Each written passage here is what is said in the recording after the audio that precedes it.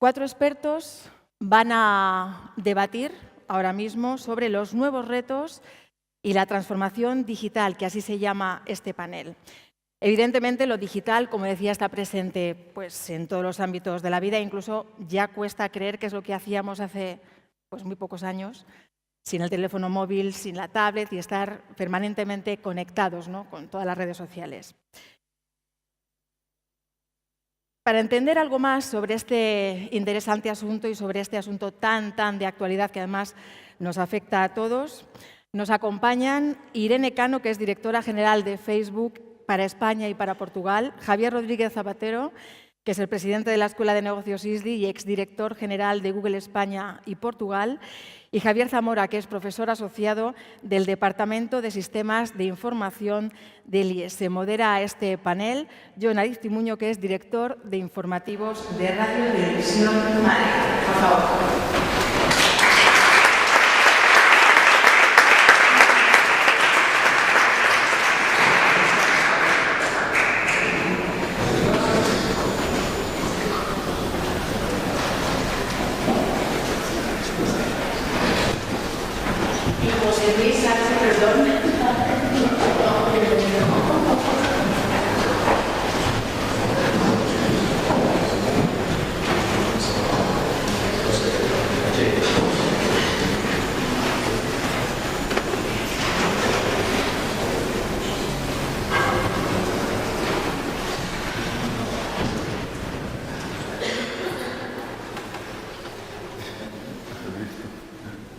But I invented Twitter, Jack said. Yo inventé Twitter, dijo Jack.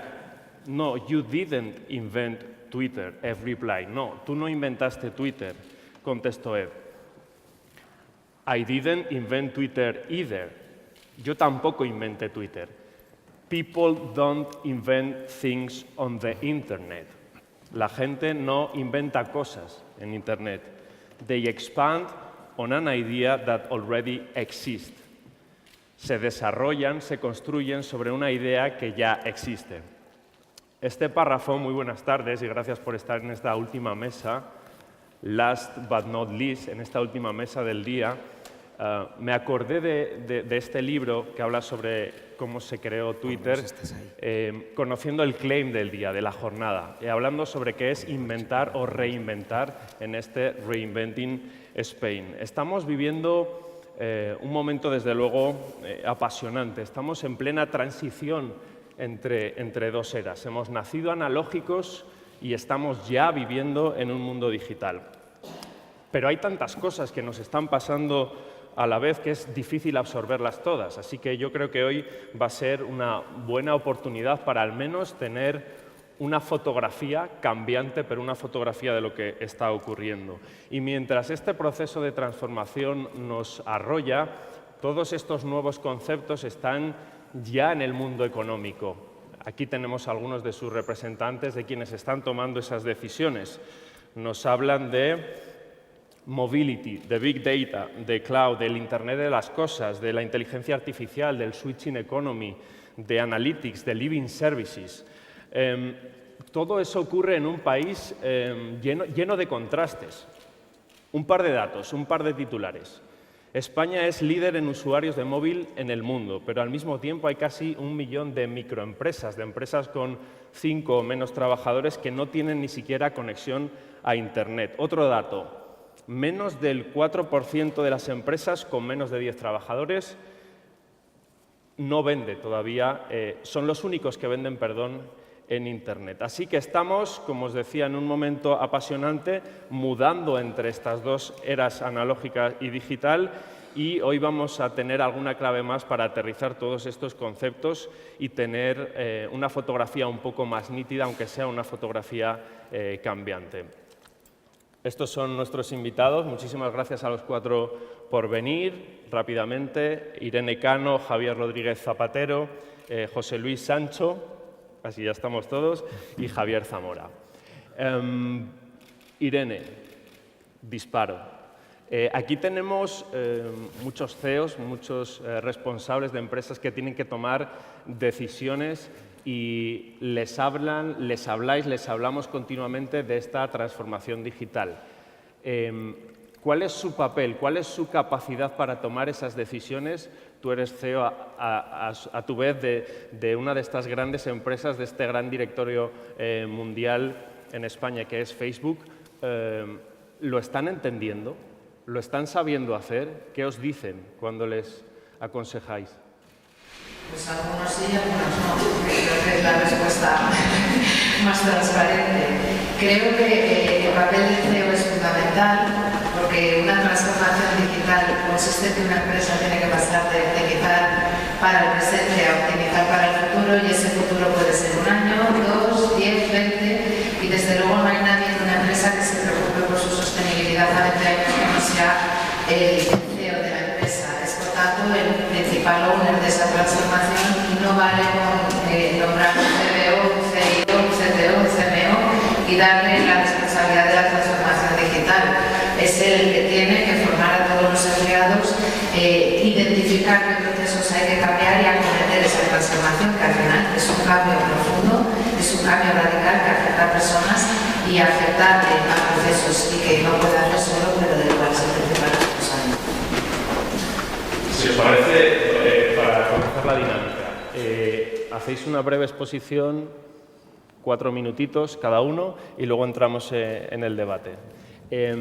Irene, sobre la figura del CEO, ¿qué es lo que demandan quienes sí tienen esta sensibilidad y quienes ya empiezan a tener la cabeza amueblada en digital? Ayuda. Lo que normalmente piden ideas, porque al final copiar con orgullo es mucho más fácil que reinventar la rueda, y la rueda está inventada, lo único que hace falta es perfeccionarla. Las empresas que ya operan en este tipo de economía de la experiencia, que son las empresas que bien se han transformado digitalmente o que han nacido en ellas, son empresas que han puesto al consumidor en el centro y están produciendo servicios o productos que lo que hacen es cubrir la demanda de este nuevo consumidor, con la consecuente, obviamente, beneficio para sus cuentas y obviamente, para su sostenibilidad futura. A nosotros normalmente nos piden ejemplos de cosas que estemos haciendo y nos piden muchísimo que contemos un poquito cómo está estructurada nuestra empresa y cuál es nuestra cultura empresarial, y obviamente a quien nos lo pide se lo contamos, que si queréis luego os lo cuento. Bien, nos ha valido como presentación, Irene. Javier, tú, que has estado a la cabeza de Google España y Portugal durante años, ahora estás muy concentrado en alimentar a las empresas con nuevo talento y con profesionales, me decías hace 2 minutos también, jóvenes que quieren tener esta transformación rápida y poder formar parte de esta nueva era digital. Y me dices que hay empresas que os demandan talento. A veces tenéis, incluso en un momento como en el que estamos, pero dificultades para proveerles de gente preparada para llenar todos esos huecos. No, es una realidad. Este mundo cuando hemos escuchado antes que hay un déficit de casi 2 millones de profesionales en el entorno digital, es la realidad. Yo dejé Google para estar en el mejor negocio del mundo porque es el más bonito, que es el negocio de la educación. Pero el negocio de la educación, además, en un entorno que se genera tanta empleabilidad y tanto emprendimiento, pues no está pagado ni con dinero. Y lo que estamos viviendo es un entorno en el que la sociedad no se da cuenta de la velocidad a la que vamos.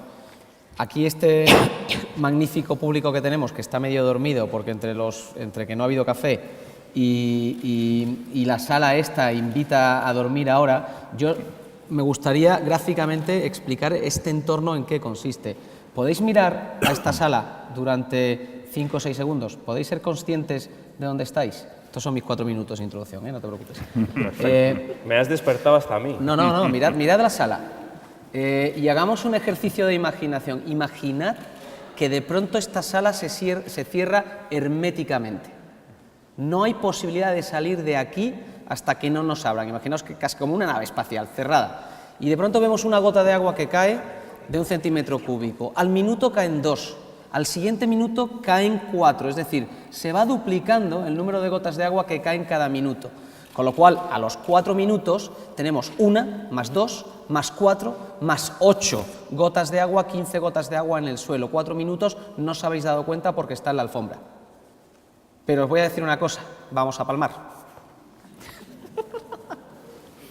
No salimos vivos porque está herméticamente cerrado y como todavía no se ha inventado la tecnología que permita respirar debajo del agua, aunque estamos en proceso de ello, vamos a palmar.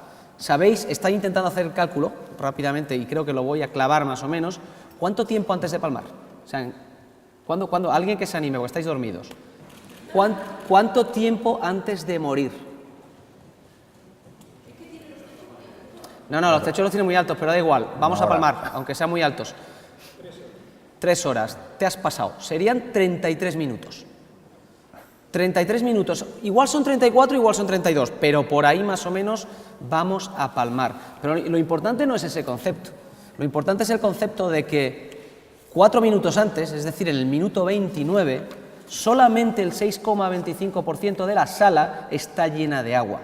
Y a lo mejor os estáis despertando, pero empezáis a decir qué bien lo montan estos de Forbes, que nos están llenando de agua esta sala y nos llega por las rodillas. 3 minutos después, muertos. O sea que pasar del 29 al 33 es pasar del 6,25 al 100.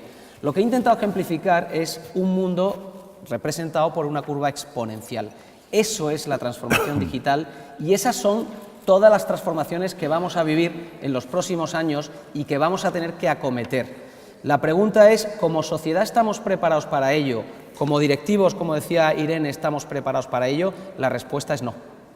Es absolutamente necesario entender este contexto para poder atacarlo bien. Da igual que estéis, como estaba aquí antes Paco González, hablando del mundo de la banca, hablando del mundo del retail, hablando del mundo de la consultoría de recursos humanos, como estaba hablando antes Margarita, da igual, todo va a estar contextualizado por este contexto de exponencialidad. Y os digo una cosa, yo me voy a ganar bien la vida porque estoy formando a gente para que esté preparada en este contexto. Pero muchos directivos y muchos políticos de nuestro entorno no lo están. Y con eso me callo y podemos ir luego a... José Luis, lánzanos un flotador. Porque... Pues mira, yo en esto, tú has hablado de agua, yo voy a hablar de dinero. Si eso en vez de gotas de agua son billetes, estaríamos todos encantados, ¿no? Que empezaran a caer esos billetes, ¿no? Yo así es como veo realmente el mundo digital, ¿no? Es una oportunidad. Billetes cayendo. Eso me mola más que el agua, lo voy a utilizar. Ahogados en billetes. Es mucho más interesante, ¿no? Es que yo creo que es de verdad lo que hay en el mundo digital, que es una oportunidad tremenda, ¿no? Hemos hecho un estudio Accenture con Oxford Economics para intentar poner un número a esa oportunidad. Fijaros, en términos de PIB en España, en los próximos 4 años pueden ser en torno a 48 billones, un 3%, entre 3 y pico por ciento del PIB en España, comparado con lo que ha ocurrido en otras economías.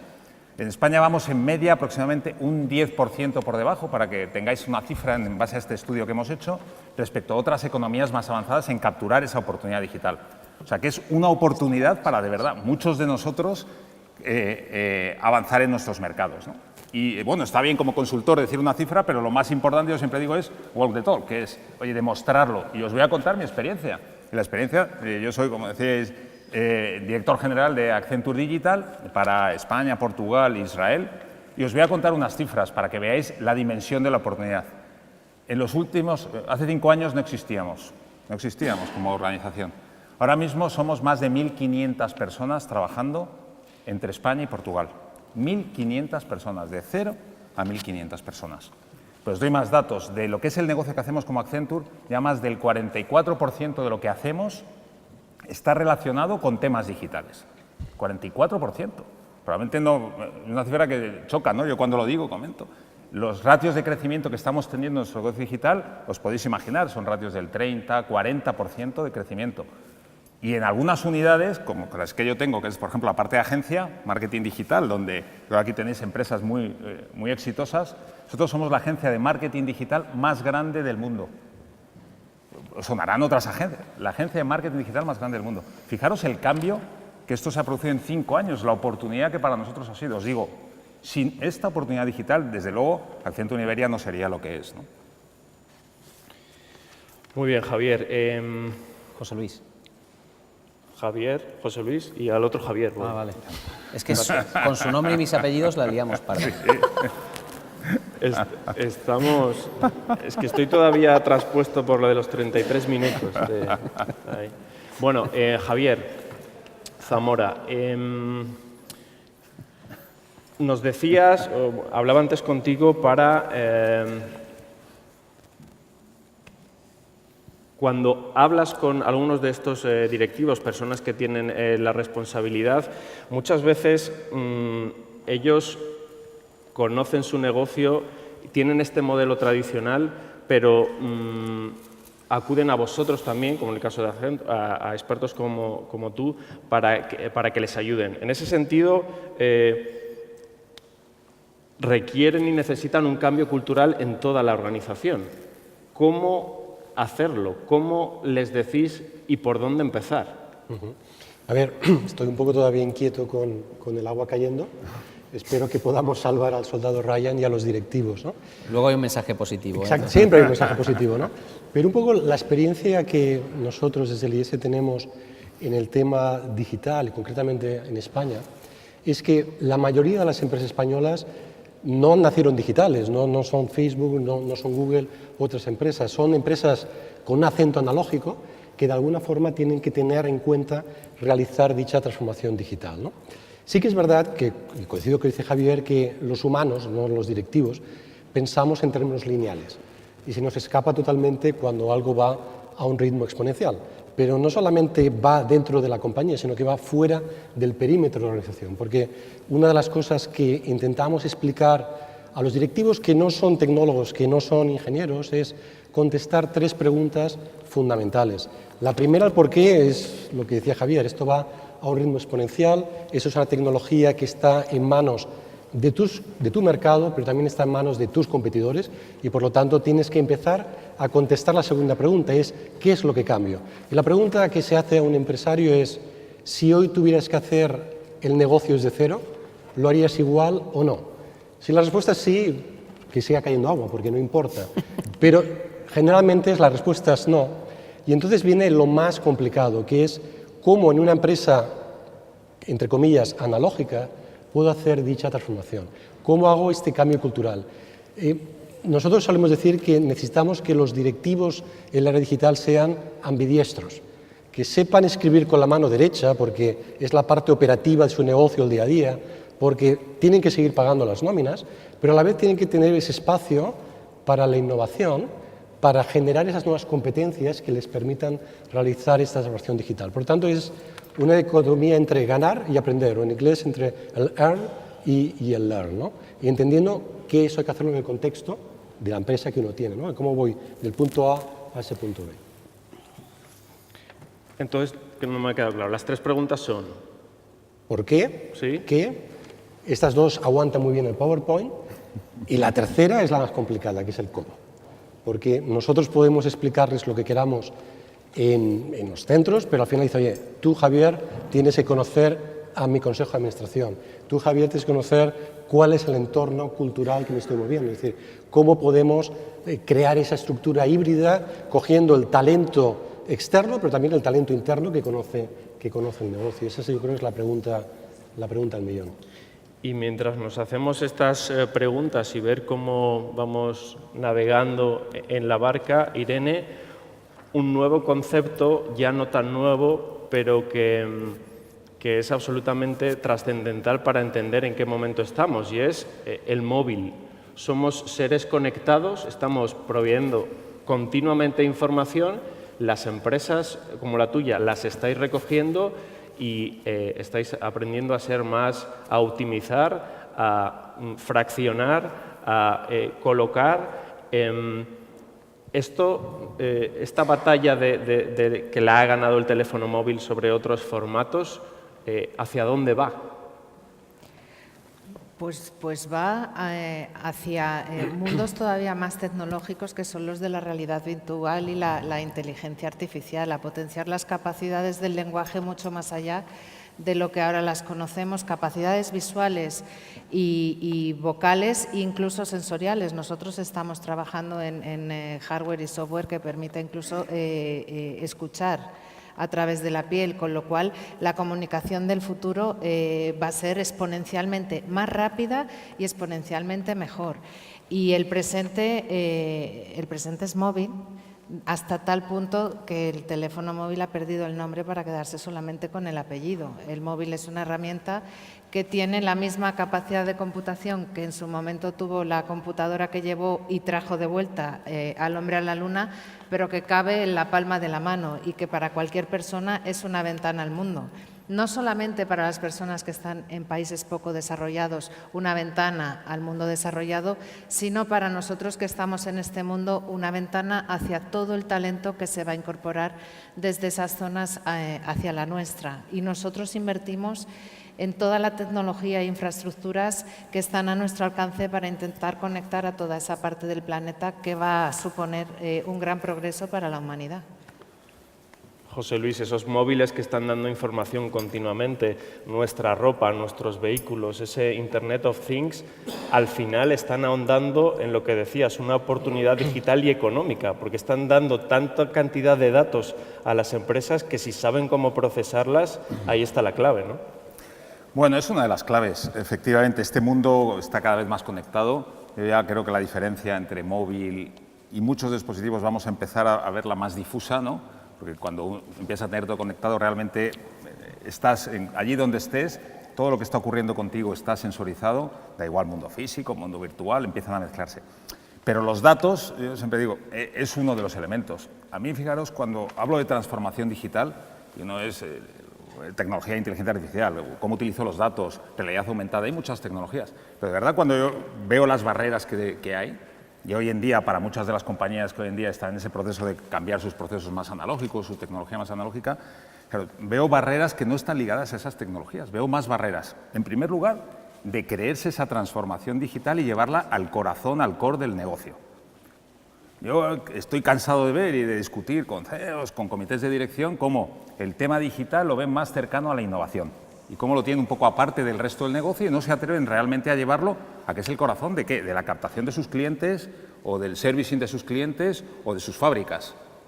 ¿Pero por qué? Si hay tecnología ya absolutamente madura para poder hacerlo, ¿no? Y es el llevarlo al corazón, una de las barreras. La siguiente barrera es talento.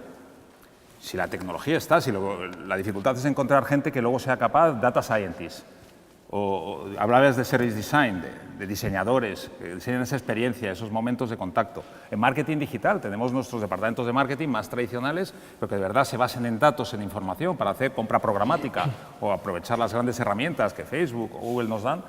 ¿Cuánta gente tenemos? O sea, ese talento, esa cultura, ¿cómo la cambias? No es un problema tecnológico, ¿no? Hay un tercero que sí es tecnológico, que es el IT de las compañías, ¿no? Probablemente si pregunto a muchas de las compañías que estéis aquí, os digo, ¿queréis hacer proyectos digitales? Todos decís, pues sí. ¿Y qué pasa cuando intentáis? Bueno, es que voy a mi IT y mi IT, claro, tarda un año en tener el primer proyecto hasta que consigo, ¿no? Trabajan un diseño, un desarrollo, ¿no? Tarda un año y pico. Claro, cuando ves que los startups desarrollan de una manera distinta. Ese nuevo IT mucho más agile, basado en cloud, trabajando mucho más en open source, con plataformas as a service, basados en Big Data, con la información en el corazón de las transacciones. Esto es un cambio tremendo, ¿no? Y yo, por último, es la inversión. La tecnología está, si el problema también está en invertir en esa tecnología. ¿Qué porcentaje del CAPEX de vuestra compañía, luego del OPEX vendrá, pero qué parte del CAPEX lo estáis invirtiendo en transformación? Mira, el otro día veía un dato en la parte de FinTech. En FinTech están levantando, estamos hablando, pues aproximadamente unos 20 y tantos mil millones de dólares, FinTechs. Claro, ante esa inversión de 20 y tantos mil millones en nueva tecnología para hacer cosas nuevas, frente a cuánto estás invirtiendo tú, gran banco, gran aseguradora, gran telco, ese es el gran reto, ¿no? Y os digo una vez más, yo lo aplico a nosotros. Nosotros el año pasado invertimos 1.700 millones de dólares en adquirir compañías dentro de este entorno, especialmente en el entorno digital, ¿no? Por lo cual también la rotación de este CAPEX, de las inversiones y luego de los gastos operativos, pues es algo que también está pendiente. Por lo cual, datos sí, pero hay muchas más cosas y la tecnología y los datos están ahí. Sí, hay otras barreras para poder utilizarlos, ¿no? Javier, fíjate los retos que estamos viendo en las grandes compañías que tienen muchos en la cabeza, o al menos los expertos se lo decís, que tienen que tenerlo. ¿Qué ocurre con nuestro tejido empresarial, de pymes, de pequeñas empresas, que les estamos diciendo que tienen que adaptarse a una tecnología cuando lo hacen ya ha cambiado, les decimos que tienen que estar en redes sociales, pero que estén bien, sino que no estén, porque es contraproducente. ¿Hay sitio para todos aquí?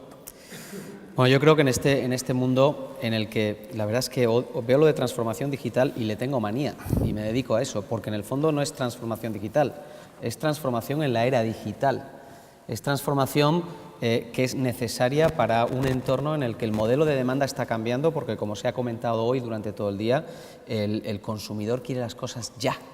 Y ese querer las cosas ya provoca un cambio en el modelo de comportamiento que hace que todas las compañías que quieran estar cerca de su cliente, que tienen que estar cerca de su cliente, cambien.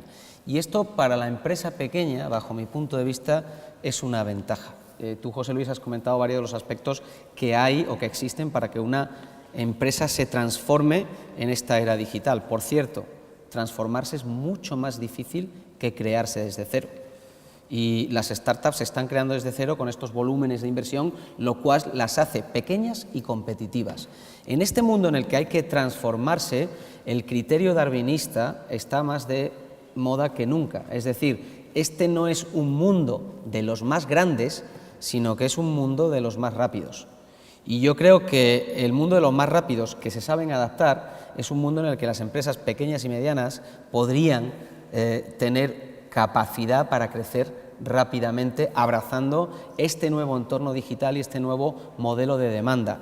¿Y por qué lo tiene más rápido? Porque en el fondo casi todas las tecnologías que están surgiendo ahora de gestión empresarial o de marketing digital son tecnologías que viven en la nube, que se cogen y se quitan, que se adaptan y se tiran, y que el problema que tienen las grandes compañías, que las grandes compañías que tienen más de 3.000 o 4.000 empleados, cuando cambias un software de gestión, genera una reacción en cadena porque la gente no quiere cambiar. Si tú en una empresa pequeña estás dispuesto a meter esta cultura de cambio constantemente, pues mañana se dice, oye, que no sé si os sonará, pasamos a un sistema de gestión de Slack y Trello para ser mucho más ágiles. Esto se lo cuentas a un banco a 100.000 personas y dicen, ni de coña. Se lo cuentas a una compañía de 10 personas y dices, espérate, por cierto, que esta es la manera en la que funcionan los chavales que están estudiando en la universidad, que quieren las cosas muy rápidamente. Con lo cual yo creo, por contestar a la pregunta, que en este entorno de transformación en la era digital, la pequeña y mediana empresa tiene ventajas sobre la grande si tiene claro que la tecnología en este momento es su aliado. Tú trabajas, Javier, con muchas de esas empresas aconsejándoles.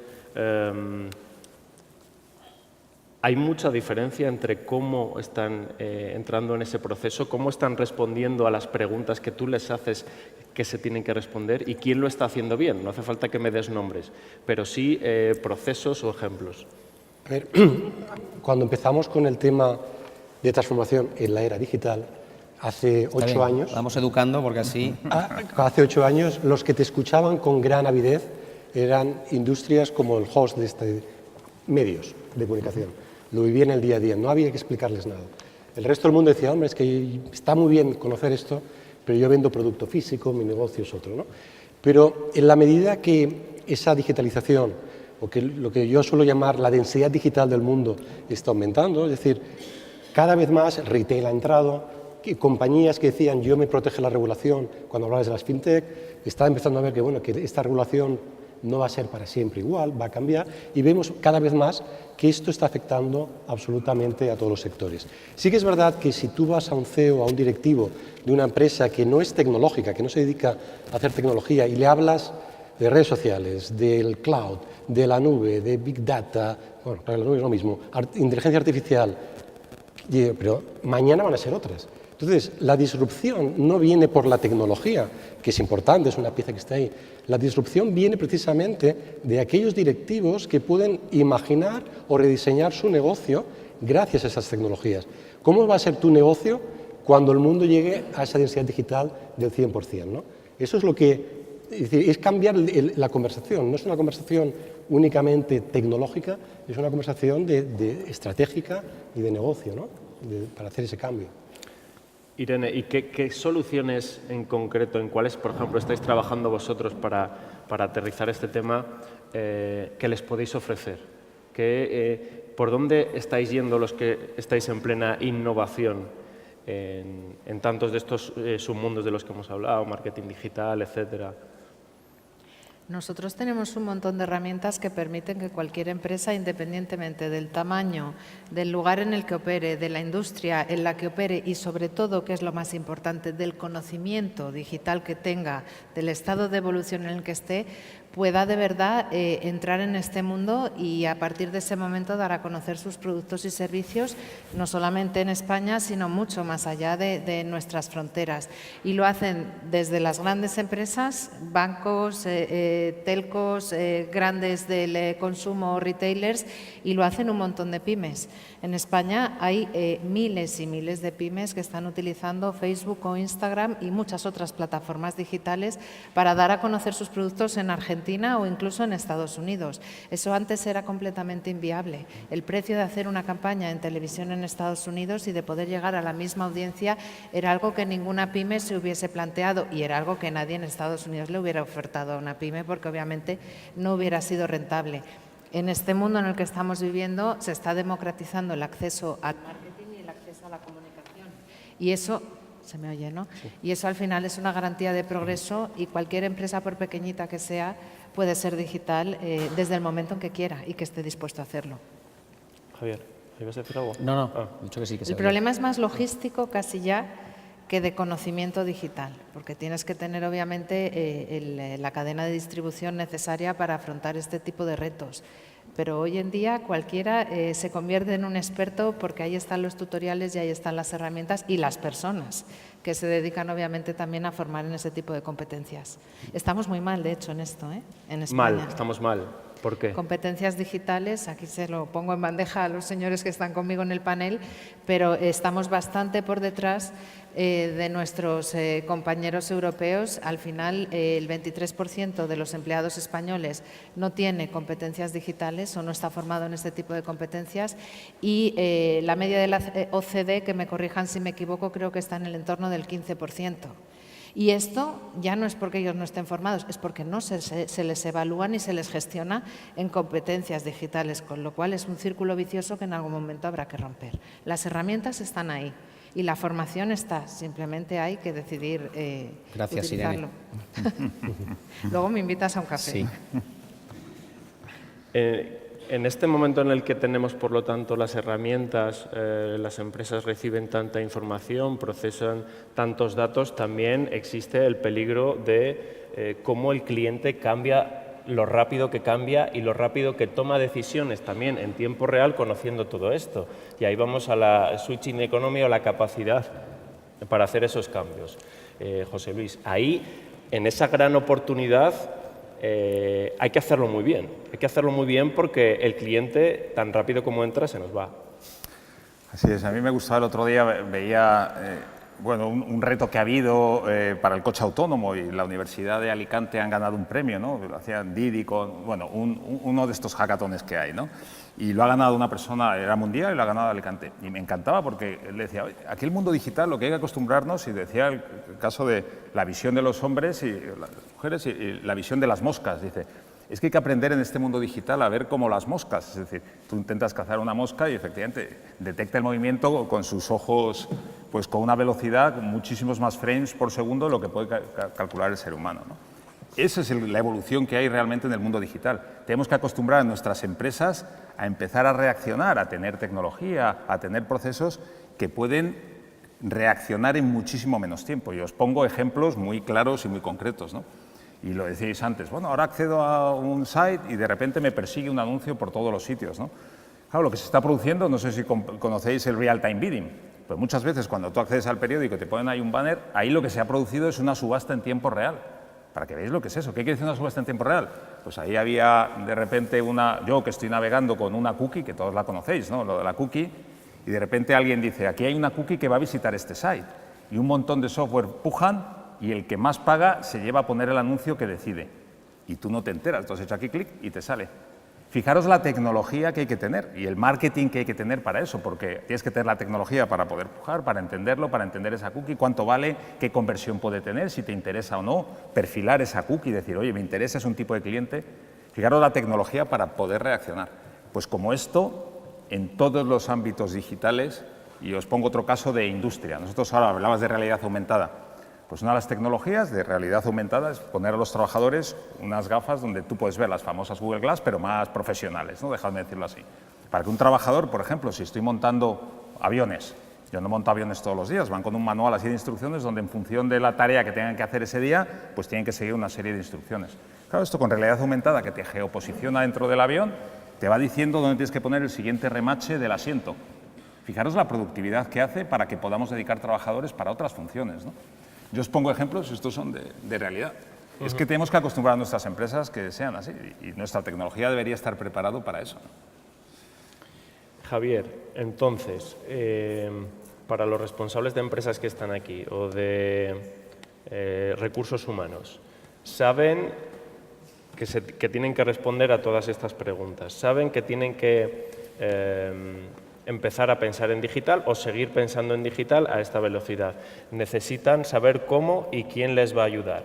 El talento, ¿qué tienen que hacer? Buscarlo fuera, tienen que reeducarse internamente, tienen que hacer las dos cosas a la vez. ¿Por dónde empezar? O sea, yo la experiencia que he tenido los 9 años que he estado en Google, hablando con mucho consejero delegado y mucho responsable de compañía, no solo en España, sino alrededor del mundo, y el año que llevo en ISDI hablando también de estos temas, la pregunta favorita que recibo es cuándo llega mi minuto 29, que es el minuto en el que no tienes tiempo para reaccionar antes de morir, y si consideran que están en el 26 o 25, ¿cómo lo hago?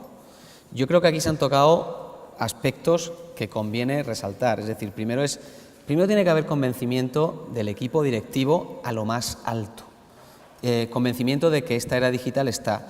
Luego hay que jugar a ser capaz de imaginar cuánto va a cambiar ese modelo de negocio en la era digital como consecuencia del cambio de comportamiento de la demanda. Si estas dos premisas se dan, son, bajo mi punto de vista, condiciones necesarias y no suficientes para abordar la transformación en la era digital, luego obviamente hay dos derivaciones. Una vez que tienes el liderazgo y tienes el visión de nuevo modelo de negocio, y también se han hablado aquí, pero por simplificarlas, tienes que formar a tus equipos y traer a gente en lo que yo llamo hard skills, es decir, hay que tener un equipo que entienda cómo se hace data management, cómo se hace analítica de datos, cómo funciona el marketing digital, cómo funciona Internet de las cosas si es necesario. Necesitas hard skills que no se explican en la universidad, pero también necesitas habilidades interpersonales y habilidades de gestión que están muy ligadas a la flexibilidad, a la agilidad y a la capacidad de reaccionar ante una demanda que quiere las cosas ya. Ese cliente que está en el centro y que prácticamente va a tener que estar en el centro para cualquier organización, implica que el diseño de producto, el desarrollo de producto o de servicios nos lleve a algo que sea netamente superior, porque en Internet todo es perceptible, comparable y la mediocridad no tiene sitio, y luego un equipo que se crea lo que hace. Esto es importantísimo, que tenga en su empresa una cierta alineación con su propio sentido del propósito, y esto es muy complejo, porque una empresa meramente transaccional no va a llegar al alma de sus empleados, es imposible en este nuevo mundo que tenemos por delante, y en definitiva esto se consigue, por responder a la pregunta, mezclando, atrayendo talento, que para atraerlo necesitas employer branding, necesitas que haya cierto grado de identificación con ese sentido del propósito que tiene la empresa, y luego convenciendo a la gente que hay dentro de que ese nuevo modelo merece la pena. Porque lo bonito, y lo ha dicho José Luis, es que yo he puesto el caso del agua que nos vamos a ahogar, pero este mundo es un mundo que genera muchísimas más oportunidades que el mundo que vivimos a final del siglo XX en la era postindustrial. Este mundo es magnífico si entendemos el contexto. Vendamos chupa-chups o chocolate. Hay que entender el contexto para saber cómo vender chocolate o chupa-chups en la era digital. Javier, ¿de qué palabras, conceptos, tendencias de lo que viene tienen que estar atentos quienes hoy están aquí, quienes nos acompañan y nosotros? ¿Por dónde van a ir las cosas y a qué 3 o 4 luces tenemos que estar pendientes? A ver, yo creo que hacer predicciones en tecnología es un mal negocio, ¿no? Porque siempre seguro que te vas a quedar corto cuando lo hagas. Yo creo que lo que tenemos que entender es, y ahí coincido con Javier, hay que tener, las compañías tienen que tener una visión y misión clara por qué esta compañía está haciendo. E imaginar esa compañía en un largo plazo, con una digitalización mayor, qué es lo que va a hacer. Pero eso es un reto importante, por ejemplo, un ejemplo que comentabas de automoción. Si hoy comparamos de cada 11 ingenieros de la industria de automoción a nivel mundial, solamente uno es ingeniero de software. El resto son ingenieros mecánicos todavía. Y tú abres un coche hoy y la mitad del valor del coche es software. Es decir, no solamente pensemos en digital, en reproducir el modelo de negocio analógico en un mundo digital, es cambiar absolutamente todas las actividades que hace la organización. Desde luego la relación con los clientes, para darse a conocer, pero también cómo yo construyo esa propuesta de valor, de qué forma yo la puedo hacer totalmente distinta. Y por lo tanto yo creo que es más huir de la última tendencia o el último buzzword, ¿no? La última palabra de moda tecnológica, e ir más allá e entender, oye, el por qué hago una cosa y cómo esa tecnología te va a ayudar a conseguir esos objetivos.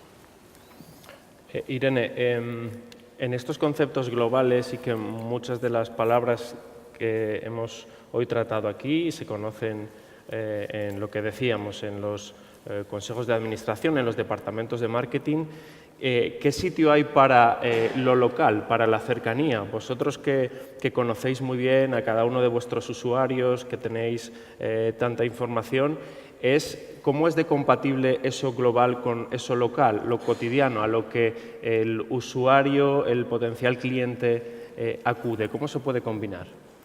Nosotros siempre decimos que lo que hacen este tipo de plataformas es marketing personalizado a escala global. Al final, el uso correcto del dato y el ser capaz de utilizar el dato para encontrar a la persona que potencialmente puede estar interesada en un producto, combinado con la creatividad, es decir, con trasladarle un mensaje que sea atractivo para él, es la clave del éxito. Con lo cual, los mensajes no son globales, los mensajes son personalizados para cada una de las personas que entra dentro de estas plataformas.